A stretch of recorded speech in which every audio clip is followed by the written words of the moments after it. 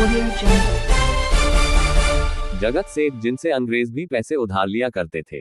जगत सेठ एक नाम नहीं बल्कि पदवी है जो फतेह चंद को मुगल बादशाह मोहम्मद शाह ने 1723 में दी थी। इसके बाद ये पूरा परिवार जगत सेठ घराना के नाम से मशहूर हुआ।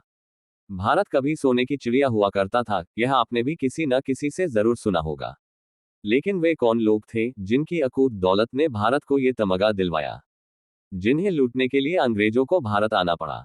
अनगिनत लोग और अथाह खजाना बताया जाता है। आज हम इन्हीं में से एक जगत सेठ के बारे में बताएंगे, जिनके पास इतना पैसा था कि अंग्रेज भी उनसे उधार लिया करते थे। व्यापारी बनकर, शासक बनकर नहीं।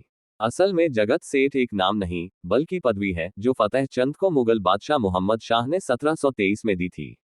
इसके बाद ये पूरा परिवार जगत सेठ घराना के नाम से मशहूर हुआ। इस घराने का संस्थापक सेठ मानिक चंद को माना जाता है। मानिक चंद न सिर्फ नवाब मुर्शिद कुली खां के खजांची थे, बल्कि सूबे का लगान भी उनके पास जमा होता था। दोनों ने मिलकर बंगाल की नई राजधानी मुर्शिदाबाद बसाई। इन्होंने औरंगजेब को 1 करोड़ 30 लाख की जगह 2 करोड़ का लगान भेजा था। मानिक चंद के बाद परिवार की बागडोर फतेह चंद के हाथ में आई, जिनके समय में यह परिवार बुलंदियों पर पहुंचा। जगत सेठ घराने के बारे में कहा जाता था कि यह परिवार चाहे तो सोने और चांदी की दीवार बनाकर गंगा की धारा को रोक सकता है।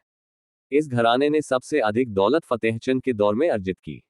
उस समय उनकी संपत्ति करीब 10,000 पाउंड की थी, जो आज के हिसाब से करीब 1,000 बिलियन पाउंड के करीब होगी।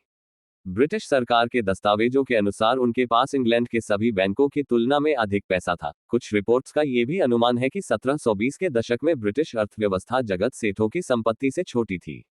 लेकिन चढ़ता सूरज एक न एक दिन ढलता भी है। इस घराने के अंत का कारण बना अंग्रेजों द्वारा दिया गया धोखा। जगत सेठ ने अंग्रेजों को काफी बड़ा कर्ज दे दिया था, लेकिन बाद में अंग्रेजों ने इस बात से साफ मना कर दिया कि ईस्ट इंडिया कंपनी के ऊपर जगत सेठ का कोई कर्ज है। यह इस घराने के लिए बहुत बड़ा धक्का था। 1912 तक अंग्रेजों की तरफ से इस घराने के सेठों को जगत सेठ की उपाधि के साथ थोड़ी बहुत पेंशन मिलती रही, लेकिन बाद में ये पेंशन भी बंद हो गई।